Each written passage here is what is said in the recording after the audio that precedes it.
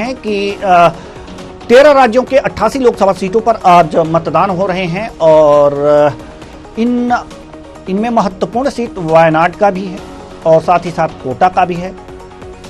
वायनाड से आप जानते हैं कि राहुल गांधी सांसद हैं और कांग्रेस के प्रत्याशी भी हैं और साथ ही साथ कोटा से जो हमारे स्पीकर हैं लोकसभा के ओम बिरला वहां से चुनाव मैदान में हैं। बात करते हैं अगर जो मध्य प्रदेश की, तो मध्य प्रदेश की 6 सीटों पर चुनाव है और 6 सीटों पर चुनाव है। इन 6 सीटों के बारे में तो आपको पहले ही अवगत करा दिया गया है और उसकी जानकारी ले ली गई है कि किस तरह से मतदान केंद्र पर जो महिला पुरुष हैं, मतदाता हैं, वो पहुंच रहे हैं और किन के बीच क्या क्या मुकाबला है। आज हम पहले मध्य प्रदेश की सीटों पर बात करेंगे, उसके बाद छत्तीसगढ़ की सीटों पर जहां पर 3 लोकसभा सीटों पर चुनाव चल रहे हैं, उसके बाद 8 लोकसभा सीटों पर उत्तर प्रदेश की। लगातार इसी तरह से इसी क्रम में हम लगातार बातचीत करते रहेंगे और चर्चा भी करते रहेंगे। चर्चा के लिए हमारे साथ जो मेहमान जुड़े हुए हैं उनसे आपका परिचय करा दें। स्टूडियो में संजय यादव जी हैं, वरिष्ठ पत्रकार, और साथ ही साथ हमारे साथ जुड़े हुए हैं राजनीतिक विश्लेषक डॉक्टर आलोक सोती। दोनों मेहमानों का बहुत बहुत स्वागत है हमारे इस कार्यक्रम में। चर्चा की शुरुआत करें इससे पहले हम दमोह लोकसभा सीट के बारे में कुछ जानकारी अपने दर्शकों को दे दें कि लोकसभा सीट पर क्या है स्थितियां। ग्राफिक्स के माध्यम से हम दिखाना चाहेंगे मुकाबला किनके, मतदाता कितने हैं पहले हम ये दिखा रहे हैं। कुल मतदाता 19.9 लाख हैं और महिला 9 लाख, पुरुष 10 लाख और थर्ड जेंडर 32। ये जनादेश क्या है, यह है हम आपको बता दें। जनादेश यहां पर 2019 में प्रहलाद पटेल विनर थे और महेंद्र प्रताप सिंह यहां से हारे थे कांग्रेस से। यह जनादेश हो गया। दमोह लोकसभा सीट की हम बात कर रहे हैं। लोकसभा सीट में विधानसभाएं और उनकी स्थिति। देवरी में भी देखिए, ये जो लगातार ये कह रहे हैं, देवरी में कमल खिला है, रहली में कमल खिला है, बांदा में कमल खिला है, मलरा में हाथ लहराया है, पथरिया में कमल खिला है, दमोह में कमल खिला है, जबेरा में कमल खिला है और हट्टा में कमल खिला है। यानी कि जो भी इस लोकसभा में जो भी विधानसभाएं आई हैं उनमें से सिर्फ एक सीट पर कांग्रेस को सफलता मिलती हुई दिखाई दी है और वो सीट है मलहरा की। इतिहास के बारे में थोड़ा सा जान लेते हैं। इतिहास के बारे में भी जान लेते हैं। 2004 में चंद्रभान भैया जीते थे, शिवराज लोधी 2009 में जीते थे, 2014 में प्रहलाद पटेल जीते थे, 2019 में प्रहलाद पटेल जीते थे और 2024 में भी क्या होता है ये देखने वाली बात है। यहाँ पर चुनाव चल रहे हैं, यानी कि पूरा 2004 से लगातार यहाँ कमल विजयी है। मुकाबला किनके बीच है? राहुल लोधी वर्सेस तरबर सिंह लोधी। ये आप देख सकते हैं जो मुकाबला है, वर्सेस राहुल लोधी बनाम तरबर सिंह लोधी के बीच मुकाबला है। तो अब हमने ये चीज आपको दिखाया, इतिहास भी हमने दिखा दिया और अब हम इस सीट पर चर्चा करेंगे। अगर हमारे संवाददाता भी हमारे साथ 2 मेहमान जुड़े हुए हैं, अभी 2 मेहमान हमारे साथ जुड़े हुए हैं। एक संजय यादव जी हैं, वरिष्ठ पत्रकार हैं, साथ ही साथ आलोक सोती जी हैं, वरिष्ठ राजनीतिक विश्लेषक हैं। दमोह लोकसभा सीट की जहां तक हम बात करें तो लगातार इस सीट पर बीजेपी का कब्जा रहा है। संजय यादव जी, राहुल लोधी, तरबर सिंह लोधी, बीजेपी और कांग्रेस में इस बीच मुकाबला है। दोनों प्रत्याशी हैं, आमने सामने हैं, टक्कर है। क्या लगता है आपको, मुद्दे क्या यहां पर हावी रहे हैं? देखिए, दमोह लोकसभा क्षेत्र में जो एक वर्चस्व देखा जाए तो कहीं ना कहीं भाजपा का एक वर्चस्व, जबरदस्त वर्चस्व, लगातार कई बार सीट जीती है, जिसमें प्रहलाद पटेल जी का व्यक्तिगत और उनका जबरदस्त प्रभाव है, क्योंकि उनके भाई भी जालम सिंह पटेल भी वहां से विधायक रहे, मंत्री रहे, और उमा भारती भी, राहुल लोधी भी उन्हीं के परिवार से हैं। तो कहीं ना कहीं लोधी बाहुल्य क्षेत्र है और लोधी कहीं ना कहीं उमा जी के साथ और प्रहलाद पटेल जी के साथ ज्यादा जुड़े हुए हैं। और कांग्रेस की वर्तमान में स्थिति देखा जाए तो आप पूरे दमोह में ही कांग्रेस खत्म सी है। तो कांग्रेस की स्थिति बहुत मजबूत नहीं है यहाँ पे। तो लगता है एक बार पुनः भाजपा वहां से फिर से जीत जाएगी दमोह सीट से। मुद्दे लगभग क्या यहाँ पर काम करते हुए देखे जा रहे हैं? जैसा कि अगर जो जातीय समीकरण की बात करें तो मध्य प्रदेश में अगर जो लोक नीति के सर्वे के अनुसार जातीय आधार पर मतदान भी बहुत ज्यादा होते हैं। देश में अगर जो 55% जातीय आधार पर मतदान होते हैं तो यहाँ 65% की बात की गई है। तो जातीय समीकरण यहाँ पर क्या कहते हैं दमोह के? जातीय समीकरण यहाँ पे लोधी बाहुल्य है, साथ में आदिवासी पट्टी भी काफी अच्छी है यहाँ पर, जो कि जो ग्रामीण जबेरा वाली पट्टी है, तेंदुखेड़ा है, साइड से अपना वीर सिंहपुर है, अपना जबलपुर से लगा हुआ आदिवासी भी काफी बड़ा वोट बैंक है यहाँ पे। और अगर जो भी कुछ समीकरण बनाएंगे तो लोधी और ये साथ में यादव वोट भी कुछ है अपने दमोह लोकसभा में, तो और साथ में ब्राह्मण है, कुछ बनिया वोट है वहाँ पे, पर जो मुख्यतः वोट है वो लोधी है और आदिवासी है और यादव वोट काफी तादाद में है यहाँ पर। नहीं, लोधी वोट तो है, लेकिन लोधी तो दोनों प्रत्याशियों ने, अगर जातिगत समीकरण की बात करें तो बीजेपी ने भी राहुल लोधी को उतारा है, कांग्रेस ने तरबर सिंह लोधी को उतारा है, तो लोधी वोट तो बटने की संभावना ज्यादा लगती है। नहीं, परंतु क्या प्रहलाद पटेल जी एक बड़ा चेहरा है, बड़ा कद है और एक सर्वमान्य नेता है लोधी समाज में।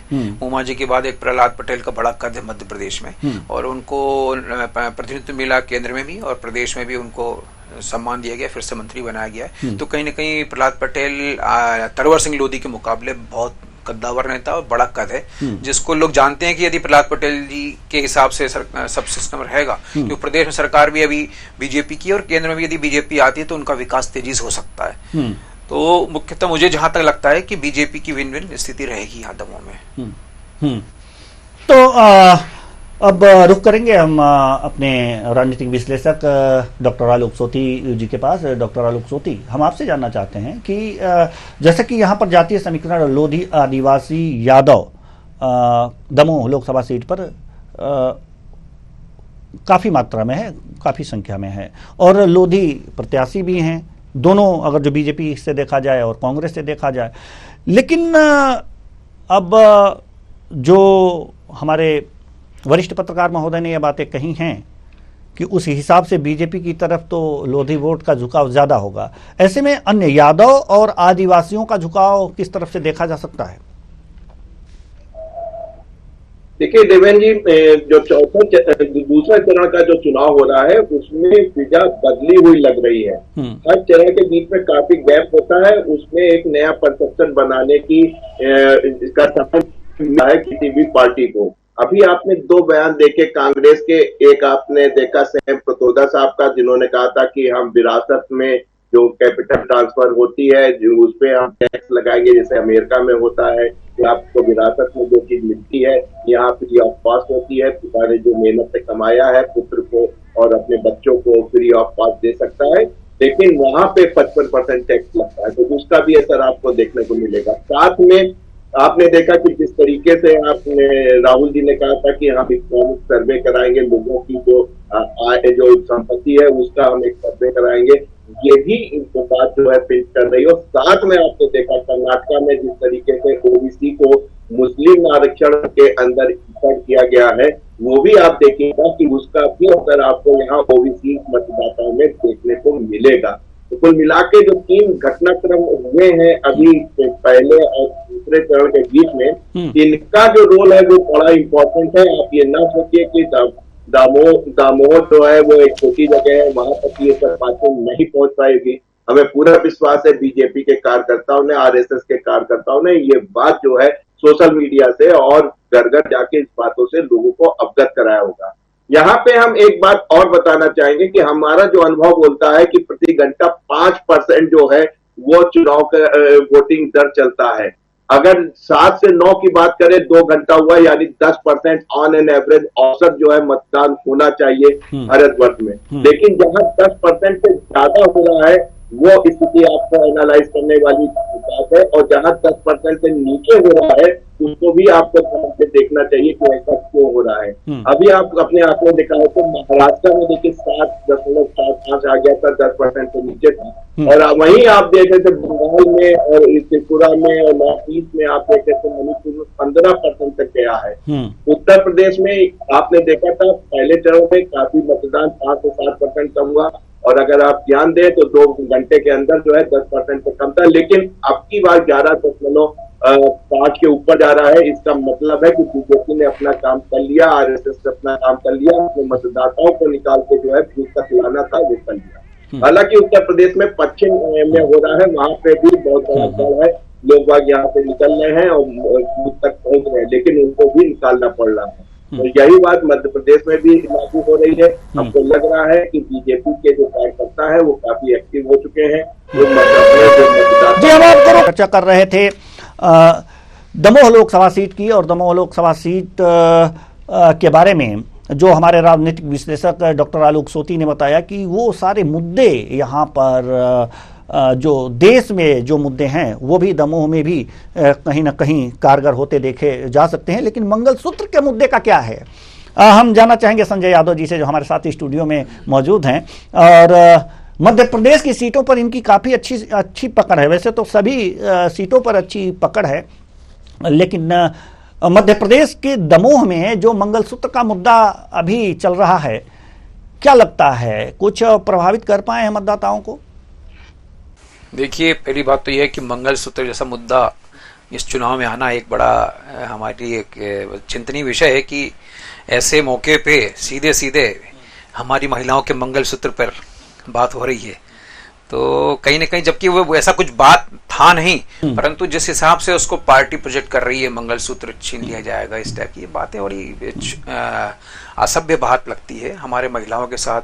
क्योंकि इसके पहले देखा नोटबंदी के टाइम भी जब महिलाओं के हमारे 500 रुपए 200 गुल्लक का जो पैसा था वो भी लिया गया, तो उस पर कहीं अटैक नहीं किया गया। परंतु ये व्यक्तिगत मामले में बोलना अच्छी बात है। और मंगलसूत्र ऐसा है कि मंगलसूत्र किसी से जुड़ा हुआ मामला होता है, एक इमोशनल अटैचमेंट होता है, और ऐसा कुछ कहा नहीं मेरे को लगता है कांग्रेस ने मंगलसूत्र, परंतु उसको जिस हिसाब से भाजपा बनाना चाह रही तो वो इनके बाद जो उनके प्रचारक हैं, उनके जो वॉलंटियर्स है, उस बात को बड़ी तेजी से लेके गए कि हो सकता है कि आपका मंगलसूत्र ही छिन जाए इस चुनाव में अगर हम हार जाते हैं तो वो उसको कैश करने का पूरा प्रयास कर रही है भाजपा।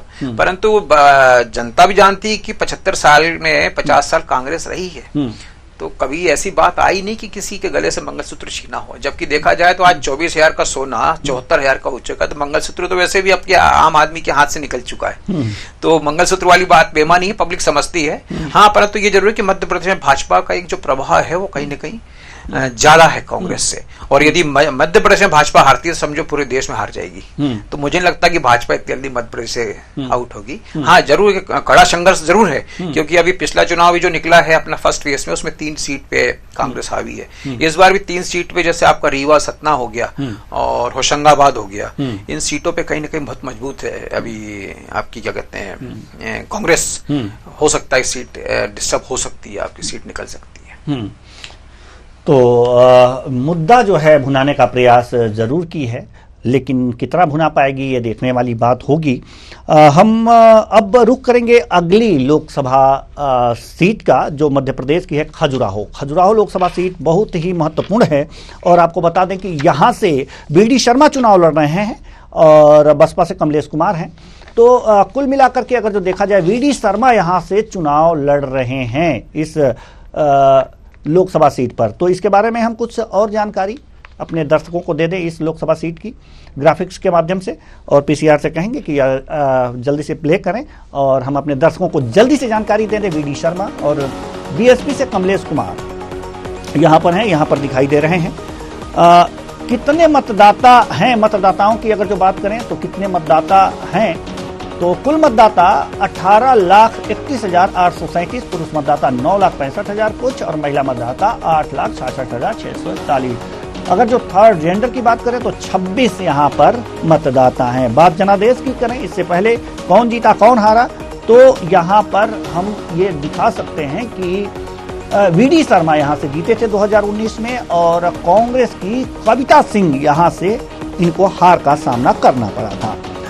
लोकसभा में अगर जो विधानसभाओं की बात करें तो स्थिति क्या है, अगर जो चंदला से बीजेपी, राजनगर से बीजेपी, पवई से बीजेपी, कन्नौज से बीजेपी, पन्ना से बीजेपी, विजय राघवगढ़ से बीजेपी और मुरवारा से बीजेपी, बहोरीबंद से, यानी कि ये जो 8 आपको विधानसभा यहाँ पर दिखी है, इस सब में बीजेपी है। इतिहास की बात करें 2004 में रामकृष्ण कुसमरिया, और 2009 में जितेंद्र सिंह बुंदेला, 2014 में नागेंद्र सिंह, 2019 में वीडी शर्मा, यानी कि लगातार 2004 से यहाँ बीजेपी अपने पांव जमाए हुए है। यह है इतिहास यहाँ का। कर रहे हैं खजुराहो लोकसभा सीट की, तो खजुराहो लोकसभा सीट पर हमने जो भी अभी तक की जो भी चर्चाएं की हैं खजुराहो लोकसभा सीट की, तो हम रुख करेंगे अपने वरिष्ठ पत्रकार संजय यादव की तरफ, जो हमारे साथ स्टूडियो में मौजूद हैं। संजय यादव जी, खजुराहो लोकसभा सीट पर क्या कुछ खास मुद्दे रहे हैं इस पूरे चुनाव प्रचार के दौरान? खजुराहो लोकसभा पे मुद्दे तो कोई खास विशेष रहे नहीं, क्योंकि बुंदेलखंड का इलाका जो काफी पिछड़ा इलाका, एक मुद्दा रहा है शुरू से, पानी है, सिंचाई है, किसानों से जुड़ा मुद्दा ज्यादा वहां पर है, और बाकी बहुत बड़े रोजगार तो है नहीं वहां पे, कोई उद्योग कारखाने है नहीं। एक पर्यटन स्थल है, बड़ा विश्वस्तरीय पर्यटन स्थल है, तो मात्र एक पर्यटन के कारण खजुराहो की पहचान है पूरी दुनिया में, जिसके कारण वहां पे आए दिन आयोजन होते रहते हैं और खजुराहो का एक नाम होता है। और वहां पर बीच में अभी हवाई अड्डा भी बनाया गया डेवलपमेंट के नाम पे, परंतु वहां मुद्दा बहुत ज्यादा नहीं है, क्योंकि वीडी शर्मा जी जब नॉमिनेशन भरे और उसके बाद जो गठबंधन ने इंडिया गठबंधन से प्रत्याशी उतारा, और उसमें जो इस तरीके से समाजवादी पार्टी के प्रत्याशी अपने आवेदन उसका रद्द हुआ, तो कहीं ना कहीं लगता है कि ये उसी समय आउट हो गए। और मैं तो सीधी सीधी एक बात कहना चाहता हूं कि सीधी बात यह है कि एक नारा हमें दे सकता हूं उसमें कि कोई नहीं है टक्कर में, मत पड़ो चक्कर में, तो वीडी शर्मा जी की क्लीन स्वीप हो जाएगी इस बार, क्योंकि बसपा की क्षमता नहीं है वहां पे, और इंडिया गठबंधन का खुद का प्रत्याशी नहीं है, वो फॉरवर्ड ब्लॉक के प्रत्याशी को गोद लेके उसको चुनाव लड़े हैं, तो निश्चित रूप से कोई मतलब नहीं है, तो निश्चित रूप से वीडी शर्मा फिर से विजयी होंगे, भारी मतों से हो सकता है। चलिए, मतलब कांग्रेस से कोई प्रत्याशी नहीं, फॉरवर्ड ब्लॉक के प्रत्याशी को उन्होंने समर्थन किया है, तो कोई बात नहीं, लेकिन फॉरवर्ड ब्लॉक के प्रत्याशी उतने असरदार नहीं दिख रहे हैं। जहां तक मुद्दे की अगर जो बात करें, तो अभी आपने बताया कि तमाम मुद्दे हैं, लेकिन क्या स्थानीय मुद्दे भी इस पर कुछ वर्क कर सकते हैं? स्थानीय मुद्दे, देखिए ये क्या है, लोकसभा चुनाव स्थानीय चुनाव होता नहीं है, ये एक राष्ट्रीय मुद्दे को लेकर चुनाव होता है, जो कि पूरे देश के परिदृश्य को लेकर होता है, क्योंकि स्थानीय मुद्दों के चुनाव ज्यादातर विधानसभा के लिए ज्यादा असर करता है, परंतु ये कि देश का मामला है, जहां एक तरफ संविधान बचाओ की बात चल रही है और दूसरी तरफ एक विकास की बात चल रही है, मंगलसूत्र की बात चल रही है, इलेक्ट्रल बॉन्ड की बात चल रही है, तो ये जो कुछ मुद्दे तैर रहे हैं हवा में, अब ये तय करेंगे कि मतदाता का रुख किस ओर मुड़ता है, और इसमें दोनों पार्टी जो है उन मतदाताओं को कैसे अपनी तरफ रिझा सकती हैं, ये उनकी काबिलियत होगी और वही उनकी जीत होगी। काबिलियत होगी और यही उनकी जीत होगी। अब हम रुक करेंगे डॉक्टर आलोक सोती के पास कि जो खजुराहो लोकसभा सीट है, वीडी शर्मा बीजेपी के प्रदेश अध्यक्ष हैं मध्य प्रदेश में, और ये चुनाव लड़ रहे हैं। इससे पहले भी इन्होंने 2019 में लोकसभा चुनाव यहाँ से जीता है। कुल मिलाकर के अगर जो देखा जाए, तो अगर जो राष्ट्रीय मुद्दे हैं यहाँ पर कितने कारगर होते दिख रहे हैं, खासकर जो अभी थोड़ी देर पहले भी काफ़ी ट्रेंडिंग में चल रहा है, ट्रेंडिंग कह सकते हैं ये मुद्दा, मंगलसूत्र का मुद्दा और जो हेरिटेज टैक्स का मुद्दा, ये लोगों के बीच क्या घर कर पा रहा है इस सीट पर या पूरे देश में, और यहाँ भी वो हो सकता है ऐसी चीजें? जी देखिए देवेंद्र जी, जो खजुराहो है वो उसकी इकोनॉमी जो है पर्यटन पे है, एक बड़ा पर्यटन स्थल है, भारत का ही नहीं विश्व में उसकी साख है, और आप देखते हैं कि काफी पर्यटन वहाँ पे देश विदेश से आते हैं, इसलिए वहाँ के जो लोकल्स लोग हैं उनकी जो आर्थिक स्थिति है वो वहाँ के पर्यटन पे ही स्थित है। ऐसे में वहाँ के लोग चाहते हैं कि और विकास हो, एक हवाई अड्डा बना है, अच्छे होटल्स बने, रहने की हॉस्पिटलिटी ज्यादा आए, और साथ में जो स्थानीय लोग हैं वो चाहते हैं कि उनकी जो और फैसिलिटीज है, स्वास्थ्य की, शिक्षा की, इस पे जो है केंद्र सरकार को और ध्यान देना चाहिए, क्योंकि आप देख रहे हैं डबल इंजन की सरकार है। आप मध्य प्रदेश में जो है बीजेपी की सरकार है, केंद्र में भी एनडीए है जिसमें बीजेपी जो है डोमिनेट करती है, एनडीए लीड से ही जो है एनडीए की सरकार। तो लोकसभा का महासंग्राम जारी है और हम लगातार सीटों पर चर्चा कर रहे हैं। खजुराहो लोकसभा सीट, वीडी शर्मा यहां से चुनाव में प्रत्याशी हैं, कांग्रेस यहां से नहीं है, अपने प्रत्याशी नहीं उतार पाई है, और फॉरवर्ड ब्लॉक के प्रत्याशी को उन्होंने अपना समर्थन दिया है, साथ ही साथ बसपा से इनका टक्कर है। बसपा कुछ खास नहीं करने वाली ऐसा माना जा रहा है, लेकिन कुछ कहा नहीं जा सकता, चुनाव की बात है, लोगों के मन की बात है, कब कहां और कौन सी हवा बहे कुछ कहा नहीं जा सकता। इसलिए किसी भी चुनाव को बहुत ही कम आंकना नहीं चाहिए, और बीजेपी तो किसी को भी कम नहीं आंकती। डॉक्टर आलोक सोती।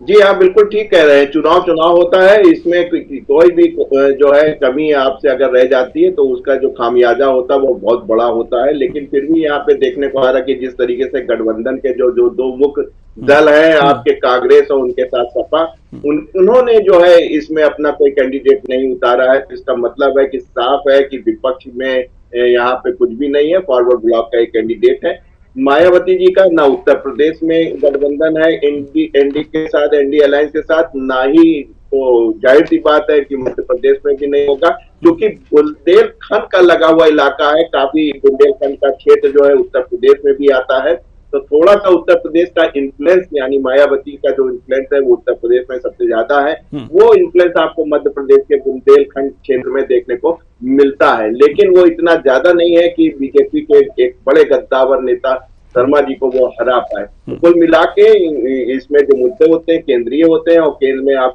जानते हैं कि जैसे रेल है, हवाई जहाज सेवा है, बस सेवा है, रोड मार्ग है, वहां की जनता चाहती कि अच्छा से अच्छा हो ताकि पर्यटन यहाँ आए।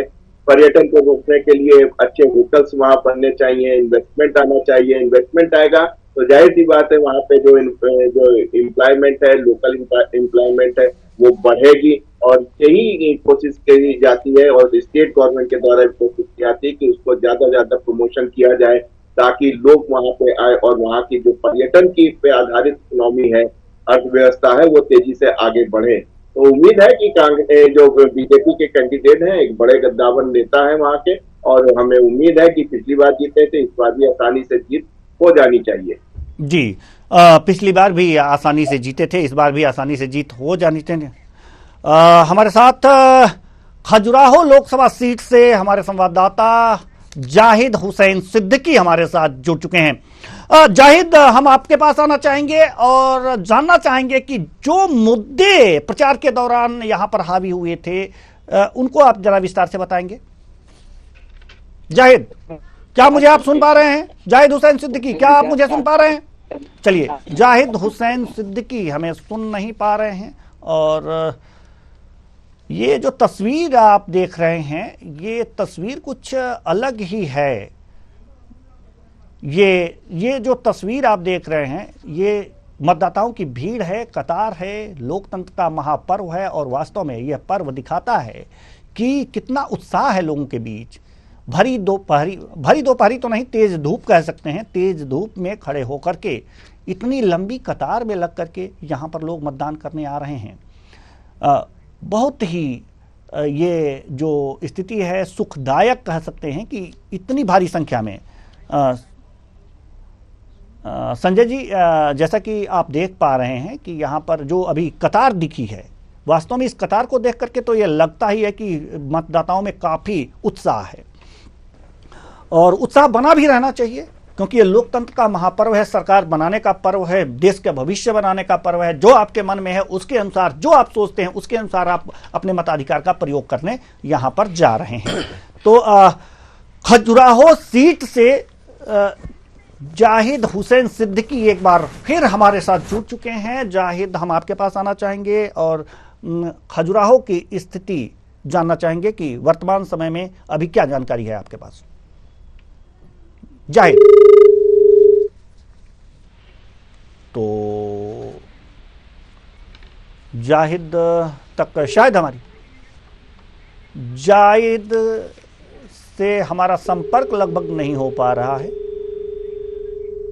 लेकिन इससे पहले जाहिद के पास जहां एक बड़ी खबर आ रही है, पहले उसे आप तक पहुंचा दें। एक बड़ी खबर आ रही है है। ये खजुराहो लोकसभा की अगर बात करें, अभी जो वर्तमान का जो समय है, इस समय 14% मतदान हो चुका है।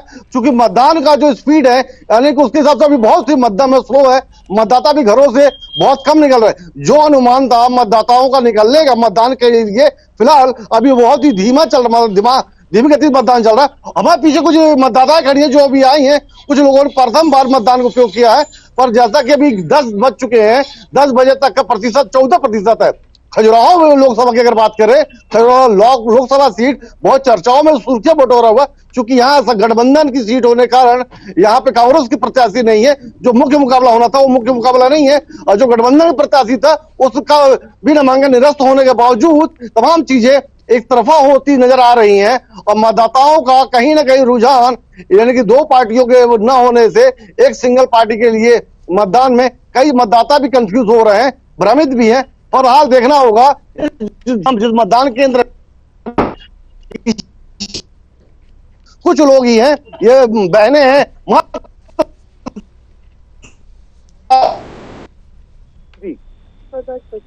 प्रथम बार मतदान किया आपने, क्या नाम है आपका? इन्होंने बताया प्रथम बार अपना मतदान किया है। और जैसा कि कटनी की लोकसभा की बात करें, कटनी जिले के 3 विधानसभा, बोहरीवन, बिजरावगढ़ और कटनी मुड़वारा विधानसभा थी, तीनों जगह की जो फिलहाल अभी स्थिति यानी 14% का मतदान होने का अनुमानित अभी आंकड़ा सामने आया है। अभी शाम के 6 बजे तक का समय है, शाम 6 बजे तक देखा जाता है कि खजुराहो लोकसभा के कुल कितने प्रतिशत मतदान हुआ है। जाहिद, आपके पीछे और भी बहनें कुछ खड़ी हैं, उनसे भी जानिए कि आखिर उनके मन में क्या घुमन रहा था, क्या विचार लेकर के वो मतदान करने आई हैं। जी बिल्कुल, हमारे साथ खड़ी हैं, आपसे जाना चाहे आप मतदान करने आई है तो आ गए, तो मतदान से पहले आपके मन में क्या भाव था, किन चीजों को लेकर आपने मतदान किया, यानी कि क्या आपके प्रति चला था? सरकार चुनने का ये मतदान है, केंद्र सरकार चुनने का मतदान है, मजबूत लोकतंत्र को करने का है, तो आप मतदान से पहले आपके मन में क्या भाव थे? हमारे मन में ये भाव थे कि मोदी जी। अच्छा, मोदी जी के लिए आपने ये सोच के मतदान किया, पर चूंकि यहाँ तो मोदी जी नहीं है, यहाँ पे हम लोग उनको वोट करेंगे तब तो वो उनके ऊपर वोट करेंगे। आइए हम यहाँ से बात करते हैं। इन्होंने जैसा कि बताया, आप अभी पढ़ रही हैं? जी सर। तो किस क्लास में हैं आप? सर मैं LLB कर रही हूँ। अच्छा, LLB कर रही है, वेरी गुड। तो आपने मतदान किया, मतदान के पीछे के मन में क्या चीजें चलती आप? ऐसा प्रत्याशी को चुनना जो हमारे लिए काम कर सके, अच्छा काम करे हमारे लिए। अभी तक जो प्रत्याशी थे वो दोबारा इस बार चुनाव मैदान में, तो उनका कार्य से कैसा लगा आपको? हम खुश हैं, मतलब अच्छा काम कर रहे हैं वो अभी फिलहाल। अच्छा, इन्होंने नरेंद्र मोदी के नाम पर मतदान किया है, यानी कह सकते हैं देश के प्रधानमंत्री ही मुख्य बिंदु, केंद्र बिंदु बने हुए चुनाव में मतदाताओं ने भी उन्हीं को ध्यान में रखकर अपना मतदान किया। सवाल अभी तो खजुराहो लोकसभा सीट पर अभी पूरा दिन बाकी है। जी बिल्कुल, पूरा दिन बाकी है और लगातार मतदान केंद्रों पर मतदाताओं का पहुंचना शुरू हो चुका है। बहुत बहुत धन्यवाद जाहिद हुसैन सिद्दीकी इस तमाम जानकारी के लिए। अब हम रुक करेंगे अपने मेहमानों के पास, और एक जो बड़ी खबर हमारे पास आई थी, महबूबा मुफ्ती ने ये बातें कही कि जो बीजेपी है हमें संसद से बाहर रखना चाहती है।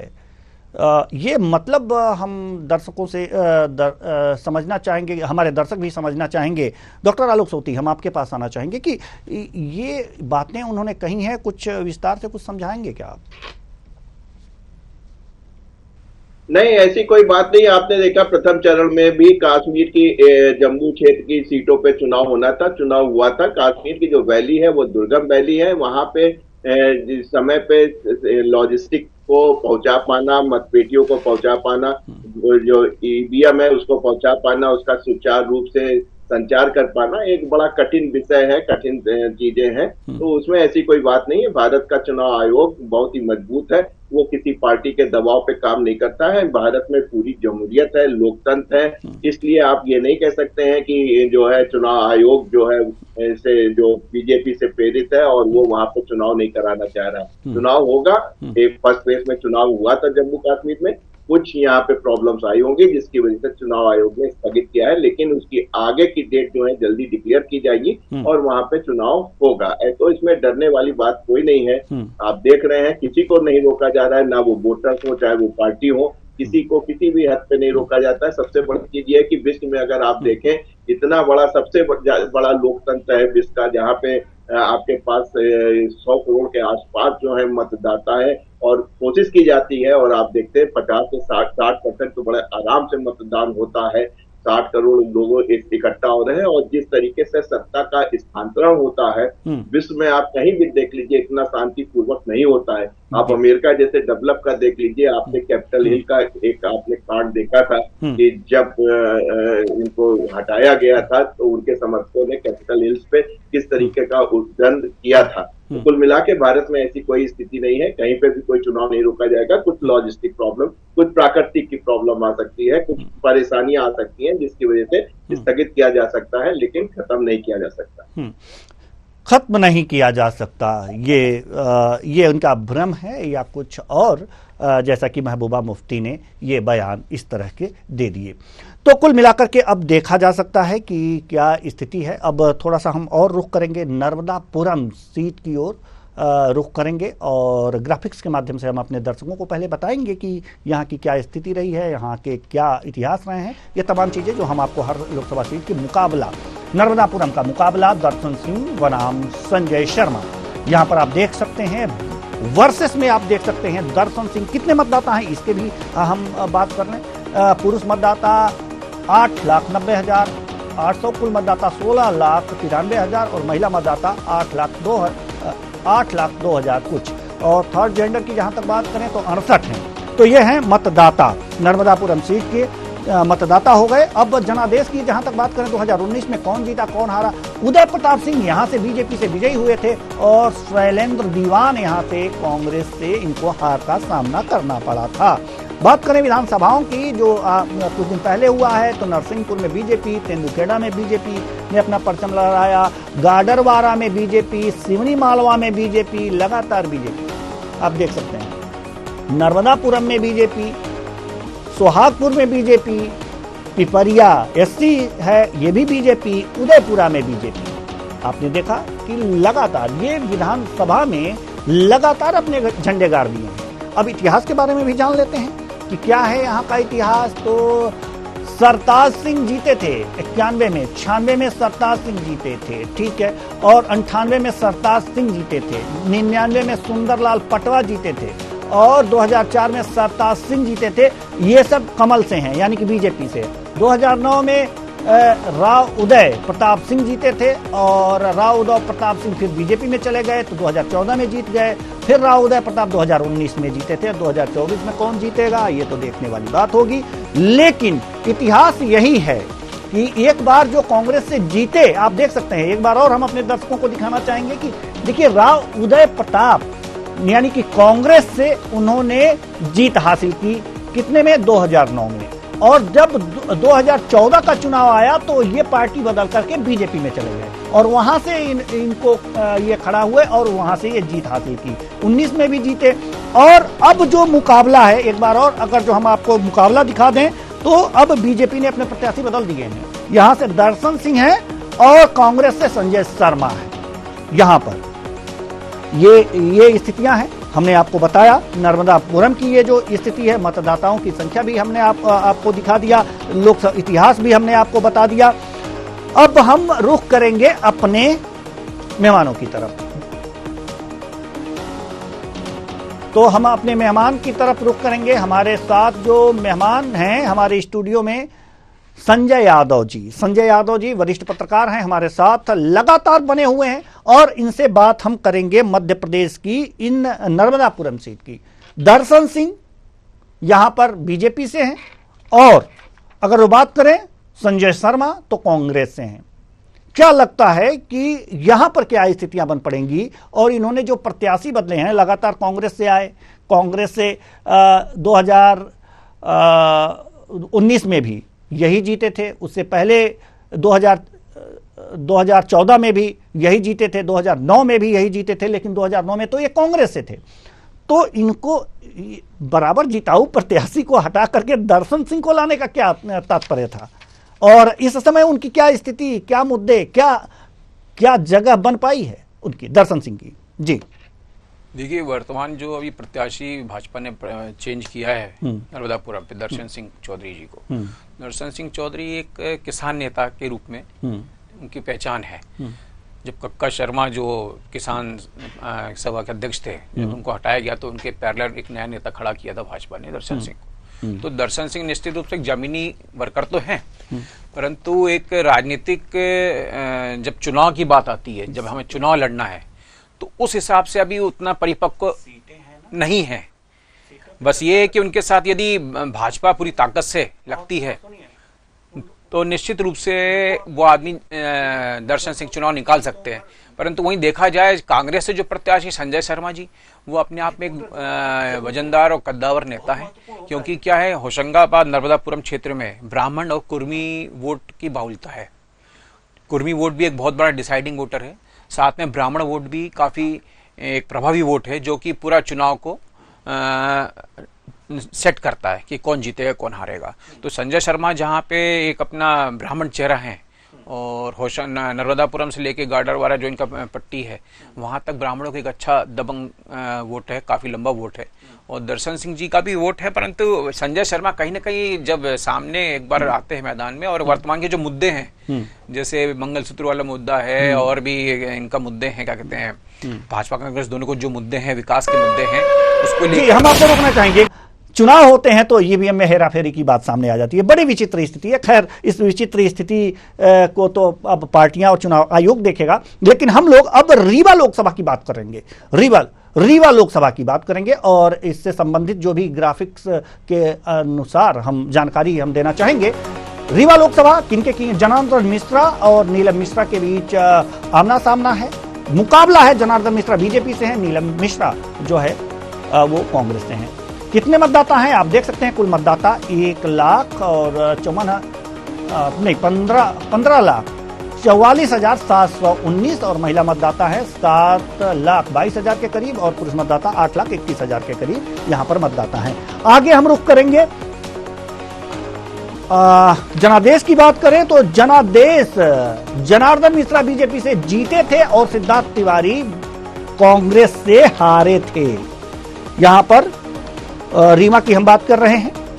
अब बात करें विधानसभाओं की तो सिरमौर विधानसभा में बीजेपी यहां पर जीती है, सिमरिया में कांग्रेस, त्योथर में बीजेपी, मऊगंज में बीजेपी, देवतालाब में बीजेपी, मनगवा में बीजेपी, रीवा में बीजेपी। ये लगातार हम आपको बता रहे हैं। और गूढ़ में बीजेपी, ये जो मनगवा, रीवा, गूढ़, यानी कि बीजेपी 7 पर और कांग्रेस 1 पर विजय प्राप्त की है। यानी कि रीवा लोकसभा सीट में जितनी भी विधानसभाएं आ रही हैं, इसमें सिर्फ 1 पर। और इतिहास के बारे में थोड़ी सी जानकारी ले लेते हैं तो 91 में भीम सिंह बसपा से जीते थे, 1996 में बुद्ध सेन पटेल यहां पर बसपा से जीते थे, 98 में यहां पर बीजेपी जीती थी, 99 में यहां पर कांग्रेस जीती थी, फिर यहां पर 2004 में पद्म चंद्रमणि त्रिपाठी यहां पर जीते थे, और 2009 में फिर बसपा, और 2014-2019 में जनार्दन मिश्रा लगातार जीतते आए हैं। और जनार्दन मिश्रा जो हैं इस बार जो है बीजेपी के प्रत्याशी भी हैं 2024 में। तो कुल मिलाकर यहाँ कांग्रेस से ज्यादा तो बीएसपी का वो देखा जा रहा है कि लोकसभा सीट पर। बिल्कुल। तो अब हम अपने मेहमान के पास रुख करेंगे। संजय यादव जी हमारे साथ लगातार बने हुए हैं स्टूडियो में। हम आपसे जानना चाहेंगे कि यहाँ पर जैसे कि मध्य प्रदेश में देखा जा रहा है कि बीजेपी और कांग्रेस लगातार होती रही है, लेकिन इस रीवा लोकसभा सीट पर बसपा भी कुछ करती हुई दिखी है, जैसे कि इतिहास में हमने देखा है। क्या लगता है कि इस बार क्या होने वाला है? निश्चित रूप से बहुजन समाज पार्टी का इस देश में यदि सबसे पहला सांसद जीता है तो भीम सिंह पटेल रीवा से जीते थे। यूपी से नहीं जीता था सांसद, मध्य प्रदेश से शुरुआत हुई थी बसपा की पहले सांसद। तो कहीं ना कहीं उसकी जड़ें आज भी बहुत मजबूत है बसपा।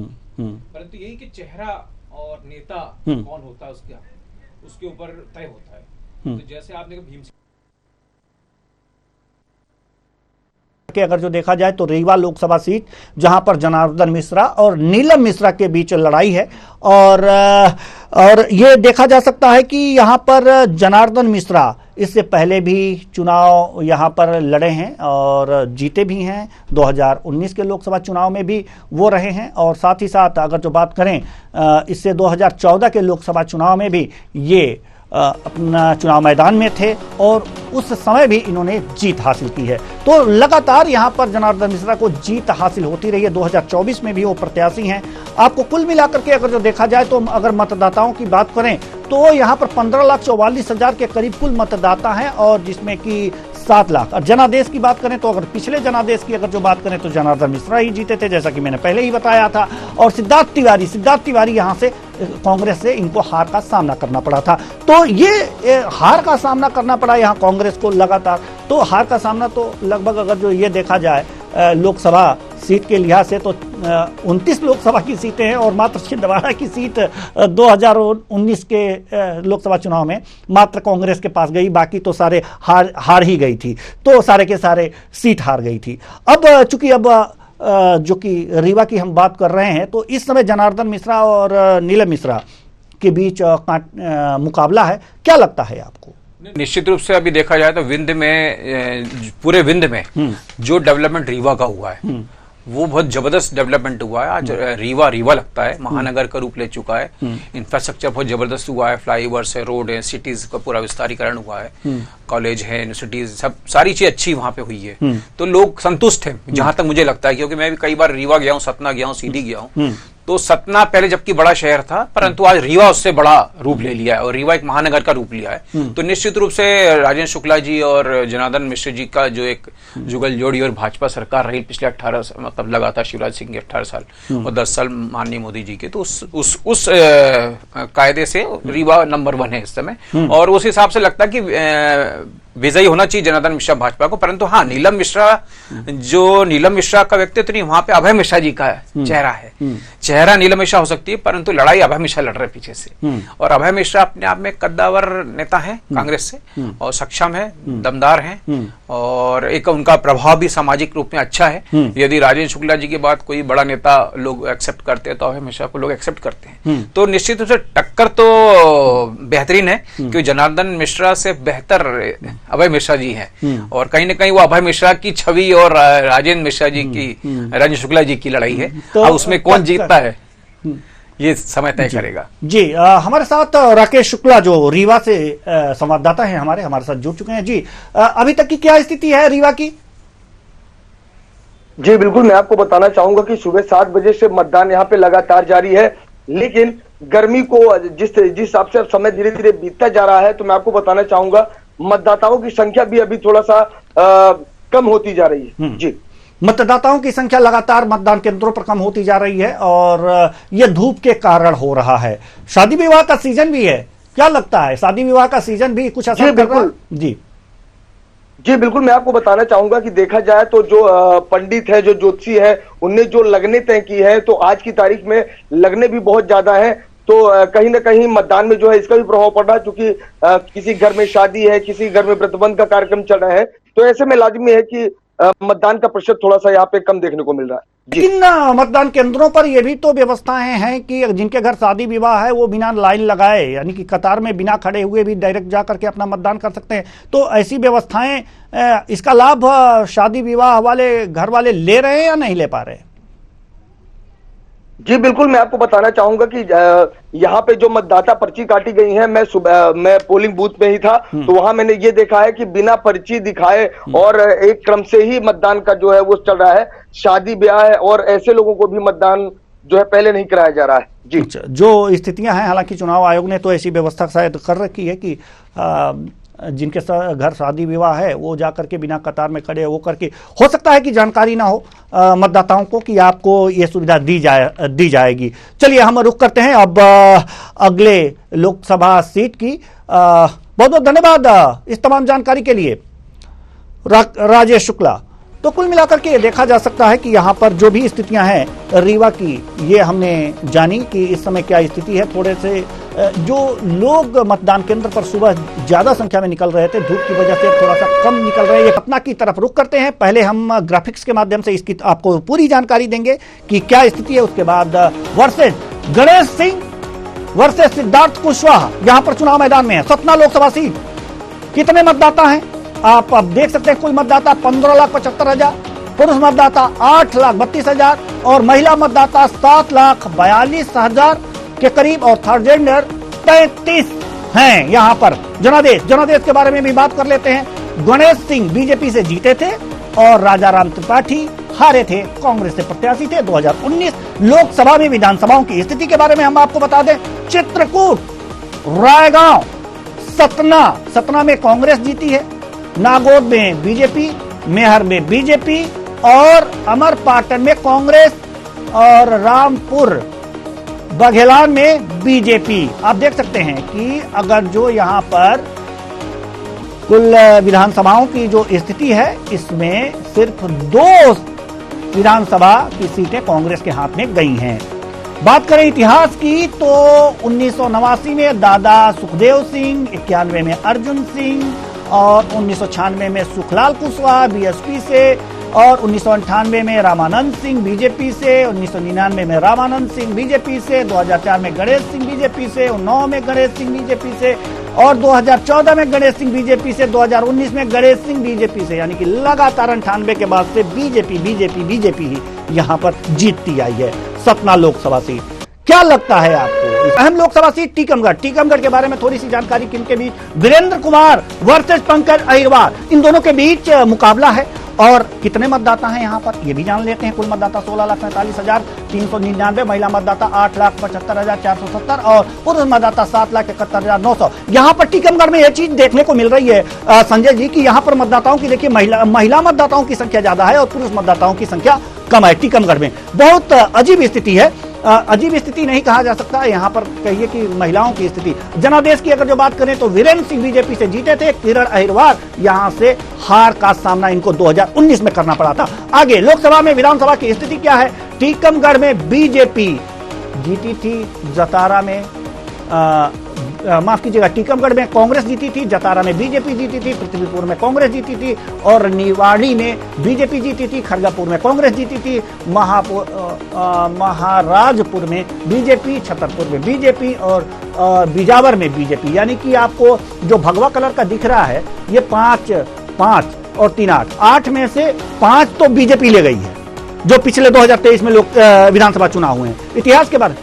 इतिहास के बारे में बात कर लेते हैं तो 1952 में राम सहाय कांग्रेस और यहाँ पर क्योर मेट यहाँ पर निर्दल थे और कांग्रेस 67 में नाथूराम अहिरवार और निर्वाचन क्षेत्र अस्तित्व में नहीं था। 1971-1909 के बीच 2009 से 19 तक वीरेंद्र खटीक जीते थे। 2009 से 19 तक लगातार वीरेंद्र खटीक यहाँ पर जीते हैं। ये है यहाँ पर इतिहास।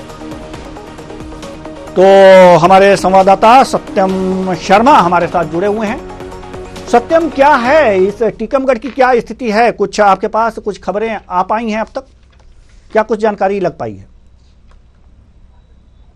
देखिए देवेंद्र जी, साफ बात करें तो इस बार के मतदान की बात करें तो करीब अब तक 2 घंटे की जो रिजल्ट आए थे उसमें 13.82% मतदान हो चुके हैं। पूरे ओवरऑल की बात करें, वही सबसे ज्यादा बात करें मतदान की तो अब तक देखिए जो सभी जिले हैं जहाँ पे सभी लोकसभा क्षेत्र है वहाँ करीब 13 और 15% मतदान हो चुका है।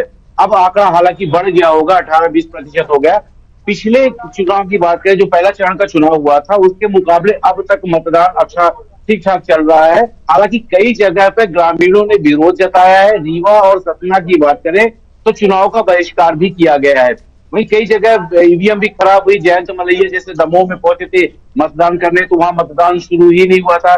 बीडी शर्मा जहाँ अपने मतदान क्षेत्र में पहुंचे थे खजुराहो में, वहां भी कई जगह पे इस तरह से मतदान की शुरू नहीं हुआ या मतदान जो पेटियां है वो खराब निकली, जो ईवीएम मशीन थी वो खराब निकली। तो इस सबको लेकर चुनाव आयोग को बताया भी गया है। और उसके बाद बताया टीकमगढ़ की जहां आप बात कर रहे हैं तो टीकमगढ़ लगातार बीजेपी का गढ़ बना रहा है।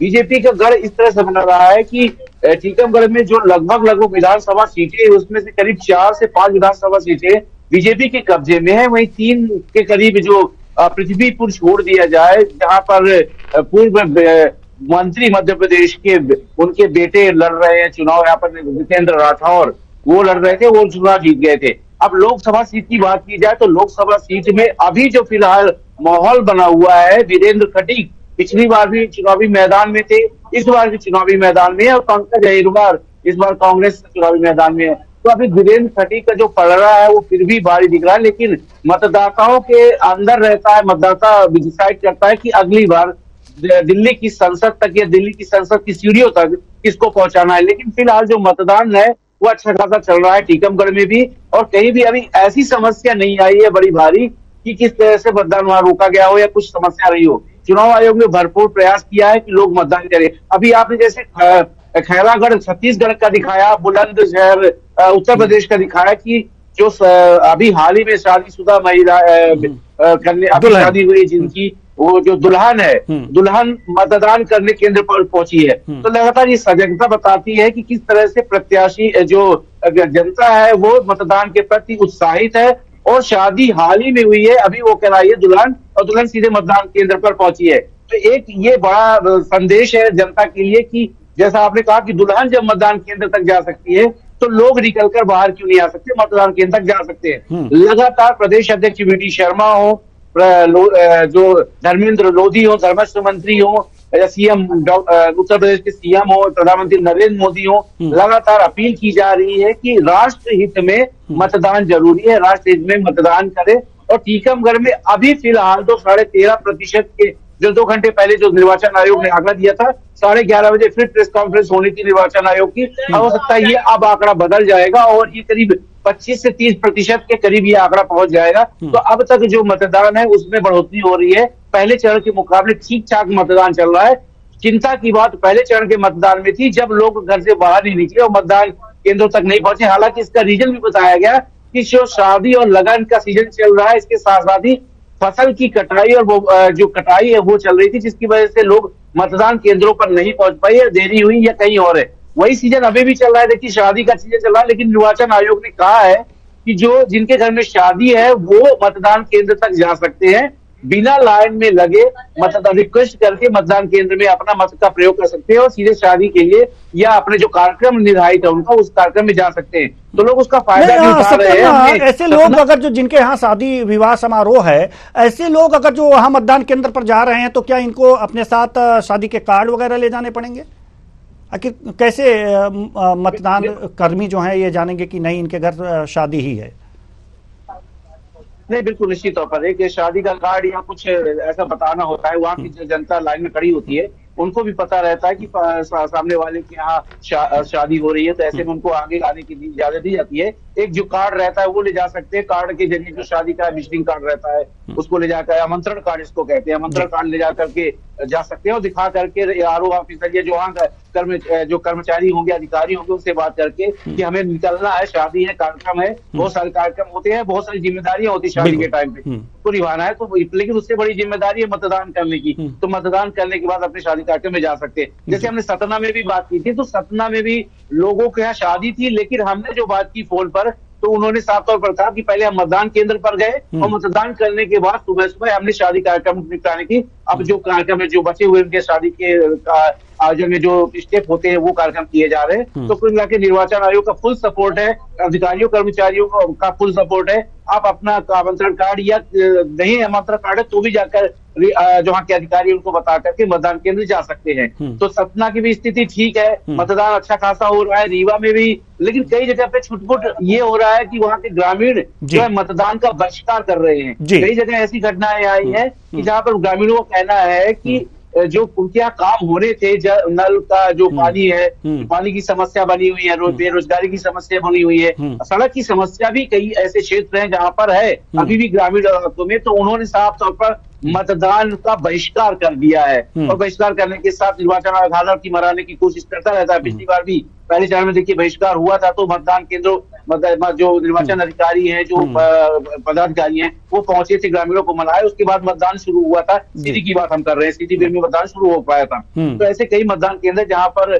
इस तरह की घटनाएं हो रही है। वरना क्या इस पहले चरण के चुनाव के देखें तो दूसरे चरण के चुनाव में जिस तरह से 12,000 पोलिंग बूथ बनाए गए, मतदान केंद्र बनाए गए 12,500 के करीब, और 51,000 के करीब कर्मचारी लगाए गए हैं, 2,800 के करीब जो है संवेदनशील मतदान केंद्र बनाए गए हैं और 178 के करीब जो है अति संवेदनशील मतदान केंद्र बनाए गए, जिन पर निर्वाचन आयोग की भरपूर नजर है। और मतदान केंद्रों पर पानी की व्यवस्था के साथ साथ क्योंकि गर्मी का सीजन है तो छांव की व्यवस्था करने का प्रयास जो निर्वाचन आयोग है वो कर रहा है। तो व्यवस्था तुरंत से कोई अभी तक बड़ी घटना नहीं हुई है। जी बहुत बहुत धन्यवाद सत्यम शर्मा इस तमाम जानकारी के लिए। आप बिल्कुल भी पूरे सीटों पर आप नजर बनाए रखिएगा। तो वक्त हो चला एक छोटे से ब्रेक का, और ब्रेक के बाद हम पुनः पल पल की अपडेट आपको देते रहेंगे।